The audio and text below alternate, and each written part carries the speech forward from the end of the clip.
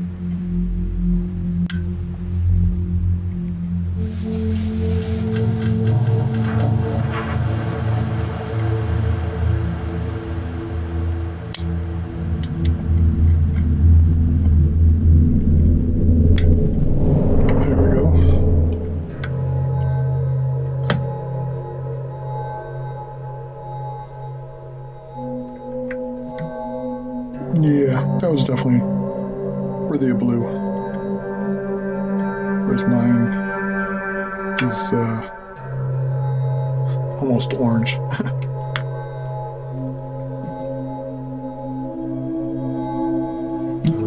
It's also a different keyway than mine.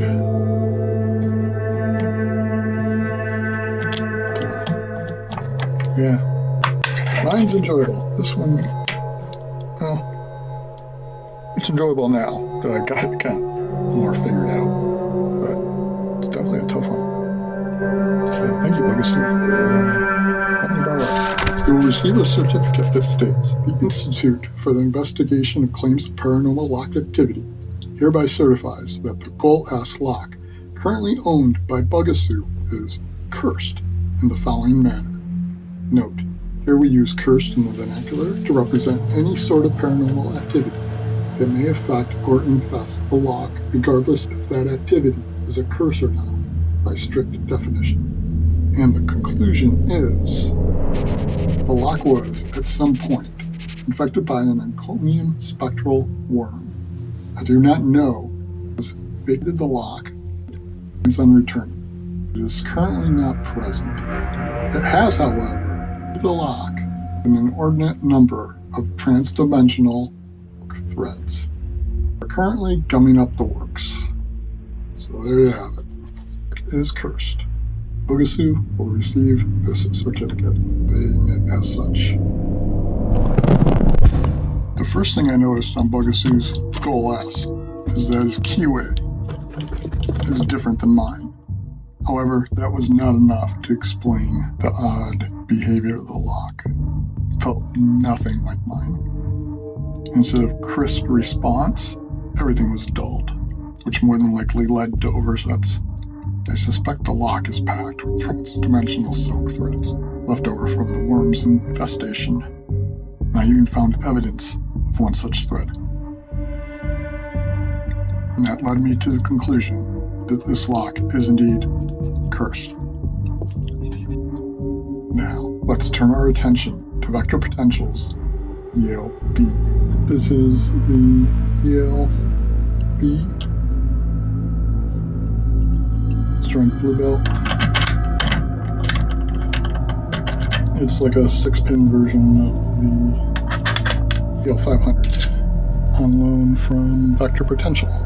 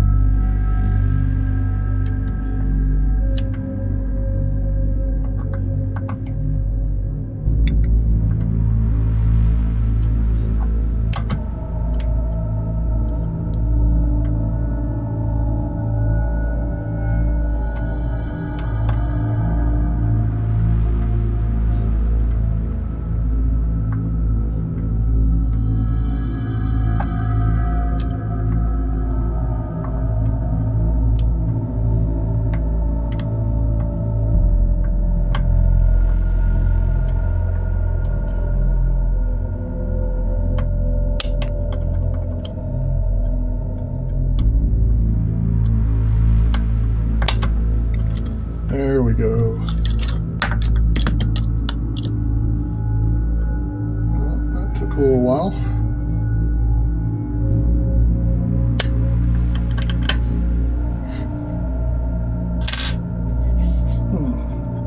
I can see why people call it cursed. I found it for a bit more difficult than either of my other 500s. And I don't think it was just because of an extra pin. Vector doesn't think it's cursed. He didn't seem to have a problem with it. But, so was his Yale B cursed? You will receive a certificate that states, the Institute for the Investigation of Claims of Paranormal Lock Activity hereby certifies that the Yale B lock, currently owned by VectorPotential, is cursed in the following manner. I know that's not the result people were hoping for, but I found no evidence of paranormal activity. Now, when we compare the Yale B to the Yale 500, it is one additional pin, but all other aspects of the lock are the same. However, I did find this lock much more difficult than either of my 500s. I had the same oversetting problem as in the Golas, but it can be easily explained by the fact that I was rushing and assuming that I knew how to open the lock. Once I slowed down and approached the lock in a methodical manner, I was able to get it open. However, I do agree it is probably on the more difficult side of the normal range for this model of lock. So there you have it. Were you surprised by the results? Did you take issue with the results? Have you attempted to pick either of these locks? Let me know in the comments below. And thank you for watching.